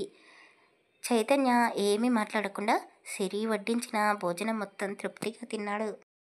నిజంగా సిరి చేతుల్లో అమృతం దాగి ఉన్నట్టుంది. చాలా రుచిగా వంట చేసి పెట్టింది. విశ్వనాథం ఆవురావురమని తింటూ ఉంటే అతనికి పొలమరింది. అయ్యో మామయ్య జాగ్రత్త అంటూ సిరి వాటర్ గ్లాస్ చేతికి ఇచ్చింది. ఆ పిలుపుకి విశ్వనాథం చాలా సంతోషపడ్డాడు. మామయ్య అని పిలిచావు అంటే ఈ పెళ్లి బంధానికి విలువనిస్తున్నట్టు కదా అని అడిగాడు. ఆమె ఏమీ మాట్లాడకుండా సిగ్గుపడుతూ గదిలోకి వెళ్ళిపోయింది. చైతన్యకి కూడా సంతోషంగానే ఉంది. కానీ నాన్న సిరితో మాట్లాడావా అని అడిగాడు. మాట్లాడానురా, అంతా చెప్పాను. అంతా అంటే వాళ్ళ ఫ్యామిలీకి జరిగిన అన్యాయం గురించి కూడా చెప్పావా? అతను ఏమీ మాట్లాడకుండా తలదించుకున్నాడు. అర్థమైంది, నువ్వు చెప్పాల్సిన నిజం చెప్పకుండా మన గురించి మాత్రమే చెప్పి సిరి దగ్గర సింపతి పొందాలని చూసావా నాన్న? చైతన్య ప్లీజ్, కొన్ని నిజాలు ఎప్పటికీ తెలియకుండా ఉంటేనే మంచిదేమో అని అతను చెప్పాడు. చైతన్య గదిలోకి వెళ్ళాడు. సిరి చాలా సిగ్గుపడుతూ కూర్చుంది. ఆమె మనసులో ఏమి ఊహించుకుంటుందో అతను అర్థం చేసుకోగలిగాడు. సిరి దగ్గరికి వెళ్ళి ఆమె పక్కన కూర్చున్నాడు. ఆమెకు చెమటలు పట్టేస్తున్నాయి. సిరి అని పిలవగానే కళ్ళు పైకెత్తి చూసింది. నువ్వంటే నాకు చాలా ఇష్టం. నిన్ను చూసిన మొదటిసారి నువ్వు నా సొంతం అనిపించింది. ఆ రోజు అందరూ బలవంతం చేశారు అని నిన్ను ఇష్టం లేకుండా పెళ్లి చేసుకోలేదు. మనస్ఫూర్తిగానే నా భార్యలా నిన్ను స్వీకరించాను. నా గురించి నీకు తెలీదు. తెలుసు, మామయ్య అంతా చెప్పాడు. అమ్మా నాన్నలు మన గురించి మంచిగానే చెప్తారు. అంటే మీ జీవితంలో ఇంకెవరైనా ఉన్నారా అని డౌట్గా అడిగింది. అతను చిరునవ్వు నవ్వుతూ ఎవరూ లేరు, ఇక ముందు రారు. నువ్వు నాతో జీవితం పంచుకున్నా పంచుకోకపోయినా నా భార్యవి నువ్వే అని చెప్పాడు. అతను ఎందుకు అలా మాట్లాడుతున్నాడో సిరికి ఏమీ అర్థం కాలేదు. ఎందుకు అలా మాట్లాడుతున్నారు? మిమ్మల్ని నేను నా భర్తలా అంగీకరిస్తున్నాను. ఇది నా ఇల్లు, మీరు నా వారు, నాని నా కొడుకు. మామయ్యని నేను నా కన్న తండ్రిలా చూసుకుంటాను. మీరు ఎలాంటి భయాలు పెట్టుకోకండి. మిమ్మల్ని ఈ ఇంటిని వదిలి నేనెక్కడికి వెళ్ళను అని చెప్పింది. ఆ మాటలకి అతనికి కళ్ళు చెమ్మగిల్లాయి. అయ్యో ఏంటిది చిన్నపిల్లాడిలా అంటూ అతని కన్నీళ్ళని తుడిచింది. ఆమె చెయ్యి పట్టుకుని నన్ను ఎప్పటికీ విడిచి వెళ్ళవు కదా. నీకు ఒక నిజం చెప్పాలి. మా అమ్మ చెల్లెలు బావ చనిపోయిన రోజు అక్కడ మరో యాక్సిడెంట్ జరిగింది. మా వెనకాలే మరో కారులో భార్యాభర్తలు ఉన్నారు. ప్రత్యక్షంగా కాకపోయినా పరోక్షంగా మా వల్లే వాళ్ళు కూడా చనిపోయారు. వాళ్ళని చూసినప్పుడు నాకు చాలా బాధగా అనిపించింది. ఎంక్వైరీ చేయించాను. వాళ్లకు ఒక కూతురు ఉంది. ఆమెని పెళ్లి చేసుకోవడానికి ఒక రౌడీ విధవ వాళ్ళ ఇంటి చుట్టూ తిరిగాడు. వాళ్ళు ప్రాణం పోయిన కూతురిని వాడికి ఇచ్చి పెళ్లి చేయడానికి ఒప్పుకోలేదు. అందుకే వాళ్ళని చంపడానికని ఒక టిప్పర్ లారీని ఏర్పాటు చేశాడు. అనుకోకుండా అదే దారిలో వాళ్ళకంటే ముందుగా మేము ఉండడంతో ఆ లారీ మా కారును గుద్దేసింది. నేను తలుచుకుంటే వాళ్ళని కాపాడగలిగేవాడినేమో, కానీ ఎదురుగా నా కన్న తండ్రి చెల్లెలు చావు బ్రతుకుల మధ్య ఉన్నారు. వాళ్ళని హాస్పిటల్కి తీసుకొని వెళ్ళాను. అప్పటికే పోలీసులకు ఫోన్ చేసి చెప్పాను. కానీ వాళ్ళు వచ్చేసరికి అంతా అయిపోయింది అని ఏడుస్తూ చెప్పాడు. ఊరుకోండి, ఇందులో మీ తప్పేముంది? భగవంతుడు ఎవరి తలరాతని ఎలా రాస్తాడో. అమ్మ నాన్న కూడా ఇలాగే యాక్సిడెంట్లోనే చనిపోయారు, ఒక లోయలో పడి అని చెప్పింది. సిరి, ఇప్పటికైనా నీకు అర్థం కాలేదా? ఆ చనిపోయిన వాళ్ళు మీ అమ్మా నాన్ననే అని చైతన్య చెప్పడంతో సిరి అతని చేతుల్లో ఉన్న ఆమె చేతులని వెనక్కి తీసుకుంది. మా నాన్న ఒక హార్ట్ పేషెంట్. అతనికి సర్జరీ చేయించాలని అనుకున్నాము. ఆ యాక్సిడెంట్ వల్ల అర్జెంటుగా హార్ట్ సర్జరీ చేయించాల్సి వచ్చింది. అప్పుడు ఏడుస్తూ నువ్వు హాస్పిటల్లో మీ నాన్నగారి ఆర్గన్స్ అన్నీ డొనేట్ చేశావు. మీ నాన్న గుండెని మా నాన్నకి ఊపిరి పోసింది అని చైతన్య చెప్పడంతో సిరికి కన్నీళ్ళు ఆగడం లేదు. అతను ఆమె పాదాలను తాకుతూ సారీ, ఒక విధంగా మీ అమ్మ నాన్నలు నా వల్లే చనిపోయారేమో కదూ. ఈ విషయం నిన్ను చూడగానే చెప్పాలి అనుకున్నా. కానీ ముందు నిన్ను ఆ రుద్ర నుండి కాపాడాలి అనుకున్నాను. వాడికి తగిన శిక్ష వేయాలి అనుకున్నాను. నీకు ఒక నిజం చెప్పనా? వాడికి ఇప్పుడు జైల్లో కూడా లేడు. వాడు చనిపోయాడు. పోలీసులతో ఎన్కౌంటర్ చేయించాను అని చెప్పాడు. ఈ విషయాలన్నీ నీ దగ్గర దాచిపెట్టాలని నేను ఎప్పుడూ అనుకోలేదు. కానీ ధైర్యం సరిపోలేదు నీతో నిజం చెప్పడానికి. నా జీవితం ఇప్పుడు తెరిచిన పుస్తకం లాంటిది. ఇందులో నువ్వు ఒక్క పేజీని కూడా చినిగిపోనివ్వకుండా జాగ్రత్తగా కాపాడుకుంటావో లేక బుక్ని తగలబెట్టేస్తావో నీ ఇష్టం అని చెప్పాడు. ఒక వారం రోజులు ఇంట్లో మౌనం. విశ్వనాథం కూడా సిరిని కదిలించలేకపోయాడు. బాబుని మాత్రం దూరం పెట్టలేదు. విశ్వనాథ్ బిజినెస్ ట్రిప్ మీద బయటికి వెళ్ళాడు. సిరి బాబుతో ఇంట్లో ఒంటరిగా ఉంది. ఒకవైపు ఆఫీస్ టెన్షన్స్, మరోవైపు సిరి అతనితో మాట్లాడడం లేదు. దాంతో చైతన్యకి లైట్గా ఫీవర్ వచ్చింది. ఇంట్లో పని వాళ్ళు కూడా లీవ్లో ఉన్నారు. సిరి ఒంటరిగా బాబుతో ఇబ్బంది పడుతుంది అని చైతన్య ఇంట్లోనే ఉండిపోయాడు. అతని ఆరోగ్యం బాగాలేదు అని సిరికి తెలీదు. అతను కూడా ఏమీ చెప్పలేదు. ఏదో మెడిసిన్ వేసుకుంటున్నాడు. ఆకలి వేస్తే పాలు బ్రెడ్ తీసుకుంటున్నాడు. రోజు రాత్రిపూట ఇద్దరి మధ్య బాబుని పడుకోబెట్టుకుంటున్నారు. చైతన్యకి వైరల్ ఫీవర్ ఉండడంతో బాబుతో అంత చనువుగా ఉండలేకపోతున్నాడు. మధ్యరాత్రి చైతన్య చలికి వణికిపోతూ కలవరిస్తూ ఉన్నాడు. సిరి నిద్రలేచి అతని తలపై చెయ్యి పెట్టి చూసింది. ఒళ్ళు అగ్గిలా కాలిపోతుంది. రాత్రంతా అతనికి తడిగుడ్డ వేసి ఒళ్ళంతా తుడుస్తూనే ఉంది. ఫ్యామిలీ డాక్టర్కి ఫోన్ చేయడంతో అతను చెప్పిన మెడిసిన్స్ ఇంట్లోనే ఉండడంతో వాటిని చైతన్యకి ఇచ్చింది. 2 రోజులు బాబుని చైతన్యాని కంటికి రెప్పలా చూసుకుంది. సిరి చాలా థ్యాంక్స్ అని చైతన్య చెప్పాడు. ఆమె రెస్పాండ్ అవ్వలేదు. అతనికి చాలా బాధగా అనిపించింది. విశ్వనాథం తిరిగి ఇంటికి వచ్చాడు. కొడుకు కోడలు మధ్య ఇంకా దూరం పెరిగిపోయింది అని అతను కూడా బాధపడుతూనే ఉన్నాడు. మరుసటి రోజు చైతన్య బర్త్డే. అతనికి సెలబ్రేషన్ చేసుకోవడం పెద్దగా నచ్చదు. కానీ ఇంట్లో పనిచేసే వాళ్ళు విశ్వనాథం ప్రతి సంవత్సరం అతనికి ఏదో విధంగా బర్త్డే విషెస్ తెలియజేస్తూనే ఉంటారు. ఆఫీస్లో కూడా అందరూ అతనికి విషెస్ చెప్పారు. విశ్వనాథం అందరికీ పార్టీ ఇచ్చాడు. సిరి అంతా గమనిస్తూనే ఉంది. కానీ నోరు తెరిచి అతనికి బర్త్డే శుభాకాంక్షలు చెప్పలేదు. సాయంత్రం కావస్తుంది. సిరి నుండి ఎలాంటి ఫోన్ కాల్ కూడా లేదు. చైతన్య ఉండబట్టలేక అతనే సిరికి కాల్ చేశాడు. సిరి, అందరూ విషెస్ చెప్పారు, నువ్వు చెప్పవా అని అడిగాడు అతను. కానీ ఆమె ఫోన్లో కాదు, మీరు ఇంటికి వచ్చాక చెప్తాను అని చెప్పింది. ఆ ఒక్క మాట అతనికి ఎంతో సంతోషంగా అనిపించింది. సాయంత్రం ఇంటికి తొందరగానే వెళ్ళాడు. సిరి ఎప్పటిలాగే కమ్మగా వంట చేసి పెట్టింది. విశ్వనాథన్ తృప్తిగా తినేసి బాబుని తీసుకుని గదిలోకి వెళ్ళిపోయాడు. ఏంటి, మర్చిపోయిందా? విషయం చెప్తాను అని ఫోన్లో చెప్పింది కదా, సో ఒక్క మాట కూడా మాట్లాడడం లేదేంటని అని చైతన్య ఆలోచిస్తూ ఉన్నాడు. చైతన్య గదిలోకి వెళ్ళాడు. సిరి గదిలో లేదు. అతని ఫోన్కి ఒక మెసేజ్ వచ్చింది. అది చదువుకొని ఏంటి సర్ప్రైజ్ ప్లాన్ చేసిందా అని అనుకుంటూనే మేడపైకి వెళ్ళినట్టు. అక్కడ అందంగా పూలతో డెకరేట్ చేసి ఉంది. పైన నీలాకాశంలో చందమామ మెరిసిపోతూ ఉన్నాడు. క్యాండిల్స్ వెలుగులో సిరి ఒక దేవకన్యలా కనబడుతుంది. మామూలుగానే సిరిని చూస్తే చైతన్యకి మతిపోతుంది. సిరి చీర కట్టుకొని ఉంది. అలా ఆమెను చూస్తే అతనికి మతిపోతుంది. ఆమె చిరునవ్వు నవ్వుతూ అతని చెయ్యి పట్టుకొని హ్యాపీ బర్త్డే అని చెప్పి కేక్ కట్ చేయించింది. అతను ముందుగా సిరికి తినిపించాడు. సిరి కూడా అతనికి తినిపించింది. థ్యాంక్ యూ సిరి, నా మీద కోపం పోయిందా అని అడిగాడు. ఆమె ఏమీ మాట్లాడలేదు. సిరి ప్లీజ్ ఇలా ఉండకు, నన్ను కొట్టు తిట్టు లేదా ఏదైనా శిక్ష వెయ్యి, కానీ ఇలా మాట్లాడకుండా ఉంటే నాకు పిచ్చెక్కిపోతుంది. నేను తెలిసి చేయలేదు. వాళ్ళని కూడా నాతో పాటే తీసుకుని వెళ్ళి ఉంటే కనీసం బ్రతికే వాళ్ళేమో. ఇద్దరి మధ్య కొద్దిసేపు మౌనం. సరే ఇక వెళ్ళి పడుకుందాం పదా అని అన్నాడు. అదేంటి, బర్త్డే గిఫ్ట్ వద్దా అని అడిగింది. ఏంటి, నువ్వు నాకు గిఫ్ట్ ఇస్తున్నావా? వావ్, చాలా ఎక్సైటింగ్గా ఉంది. ఏంటి గిఫ్ట్, త్వరగా ఇవ్వు అని అడిగాడు. ఆమె పైకి లేచి అతనికి దగ్గరగా వెళ్ళి కళ్ళలోకి కళ్ళు పెట్టి చూస్తూ, దేవుడు మనతో ఆడుకుంటున్నాడు. నిజం చెప్పాలి అంటే మా అమ్మ నాన్నలని చంపడానికి ఆ రుద్ర రౌడీలని పంపించాడు. ఒక విధంగా నీ వాళ్ళు నీకు దూరం కావడానికి కారణం నేనే. నేనంటూ లేకపోతే మా అమ్మ నాన్న బ్రతికేవాళ్ళు. నీ వాళ్ళు కూడా బ్రతికేవాళ్ళేమో కదూ. నువ్వు తప్పు చేయకుండానే తప్పంతా నీ మీద ఎందుకు వేసుకుంటున్నావు? నీ స్థానంలో ఇంకెవరైనా ఉండి ఉంటే రిటర్న్గా చనిపోయిన మా అమ్మ నాన్నల మీద కేసు పెట్టించే వాళ్ళేమో. మా అమ్మ నాన్నలు బ్రతికే ఉంటే నిన్ను అల్లుడిగా పొందినందుకు ఎంతగానో సంతోషించేవారు. ఇంకెప్పుడు గిల్టీగా ఫీల్ అవ్వకు.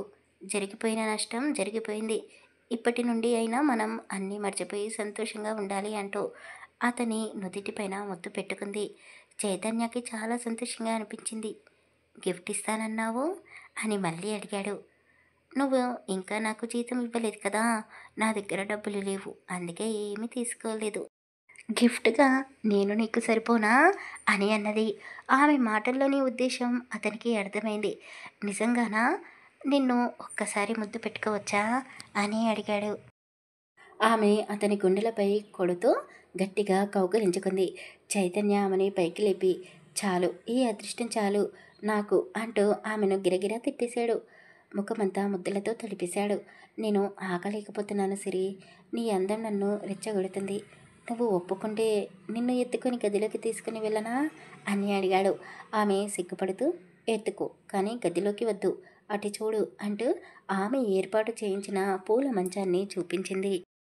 అతను ఇంకేమీ మాట్లాడకుండా సిరిని ఎత్తుకుని ఆ పూల మంచంపై ఒక పువ్వులా పడుకోబెట్టాడు. ఆమె సిగ్గు అతన్ని కట్టిపడేస్తుంది. నక్షత్రాల మెరుపంతా ఆమె వంటిపై వచ్చి చేరినట్టుగా ఆమె పసిడి రంగు తలతలా మెరిసిపోతూ ఉంది. ఎన్నో రోజుల నుండి దాచుకున్న అందాలని అతనికి ఇష్టంగా చూపిస్తూ ఉంటే అతను ఆమె పరువాలతో ఆడుకుంటూ ఆ వెన్నెల రాత్రిని మర్చిపోని తొలి కలయికకు గుర్తుగా ఎన్నో మధురానుభూతులను పోగు చేసుకున్నారు. శరీరాలు మాత్రమే అలసిపోయాయి. మనసుకు అలసట అన్నది ఉండదు కదా! సిరిని గుండెలపై పడుకోబెట్టుకుని ఎన్నో ప్రేమ కబుర్లు చెప్పాడు. ఇద్దరూ ఒక్క నిమిషం కూడా పడుకోలేదు. తెల్లవారుతూ ఉండగా ఇద్దరూ వాళ్ళ గదికి వచ్చారు. చైతన్య సిరిని వదిలిపెట్టి ఉండలేకపోతున్నాడు. మళ్ళీ ఒకసారి అంటూ ఆమెని తనలో కలిపేసుకుంటున్నాడు. అతనే ఆమెకు స్నానం చేయించాడు. ఆఫీస్కి వెళ్ళను అంటూ మారం చేశాడు. అది నీ ఆఫీస్, వెళ్ళకపోయినా పర్వాలేదు. కానీ నానిగాడికి నేను కనబడకపోతే ఏడుస్తాడు. నేను వెళ్తున్నాను. ఒంటరిగా ఈ గదిలో ఎంజాయ్ చేస్తూ ఉండండి అని చెప్పి బయటకు వెళ్ళిపోయింది. ఏయ్ సిరి, ఆగు అంటూ అతను కూడా ఆమె వెనకాలే పరిగెత్తాడు. వాళ్ళ నవ్వులు విశ్వనాథ్ విన్నాడు. అతనికి చాలా సంతోషంగా అనిపించింది. కొడుకు కోడలు కలిసిపోయారు. ఇక నాకు ఎలాంటి దిగులు లేదు అని భార్య ఫోటో వైపు చేశాడు. మామయ్య, కాఫీ తాగుతారా అంటూ ప్రేమగా పలకరించింది. సిరి బాబుని ఒక కన్న తల్లిలా చూసుకుంటూ ఇంటిని, విశ్వనాథాన్ని, భర్తని కూడా చిన్నపిల్లల్లాగే చూసుకుంటూ ఉంది. సిరి, నాకు పుట్టినరోజులు వేడుకలు చేసుకోవడం అంటే నచ్చదు. కానీ నువ్వు నా లైఫ్లోకి వచ్చిన తర్వాత ప్రతిరోజు బర్త్డే చేసుకోవాలనిపిస్తుంది అని ఒకరోజు రాత్రి ఏకతంగా గడుపుతున్న సమయంలో అన్నాడు చైతన్య. ఎందుకు అని అడిగింది. ఎందుకంటే మేడపైన నువ్వు నా కోసం పూల మంచాన్ని ఏర్పాటు చేస్తావు కదా, ఆ వెన్నెల రాత్రి నీతో గడిపిన ఆ క్షణాలు నాకు ప్రతిరోజు కావాలనిపిస్తుంది అని చెప్పగానే సిరి సిగ్గుపడుతూ అతని కౌగిలిలో ఒదిగిపోయింది. వాళ్ళ జీవితం ఎంతో సంతోషంగా సాగిపోతూ ఉంది. నానికి ఫస్ట్ బర్త్డే చాలా గ్రాండ్గా జరిపించారు. ఆ తర్వాత సిరి ఒకే ఒక పాపని కనింది. బాబు పుడితే ఎక్కడ నానిగాడి మీద ప్రేమ తగ్గుతుందో అని భయపడింది. సిరి ఏం చెప్పినా ఏం చేసినా చైతన్య కాదని అనడు. తండ్రి చనిపోయినా అతని గుండె శబ్దం రోజూ వింటూ మామగారిని ఒక తండ్రిలా చూసుకుంటూ సిరి ఒక మహారాణిలా జీవితాన్ని చాలా సంతోషంగా గడిపేస్తుంది. ఇంతటితో ఈ కథ సమాప్తం. సారీ అండి, ఈ స్టోరీని కంటిన్యూగా పార్ట్ బై పార్ట్ ఇవ్వలేకపోయాను. అందుకే ఫుల్ లెంత్ స్టోరీ చేశాను. నిజానికి ఈ స్టోరీ ఒక 10-15 ఎపిసోడ్లు ఉండొచ్చు. మధ్య మధ్యలో కొంత స్టోరీని కట్ చేసి చెప్పాను. అలాగే హీరో పేరు చైతన్య, కానీ కొన్ని కొన్ని చోట్ల చరణ్ అని పిలిచాను. కాస్త అడ్జస్ట్ అవ్వండి, నన్ను అర్థం చేసుకోండి. కథ నచ్చితే లైక్ చేసి తప్పకుండా కామెంట్ చేయండి. అలాగే మన ఛానల్ని సబ్స్క్రైబ్ చేసుకోండి. Thank you for listening.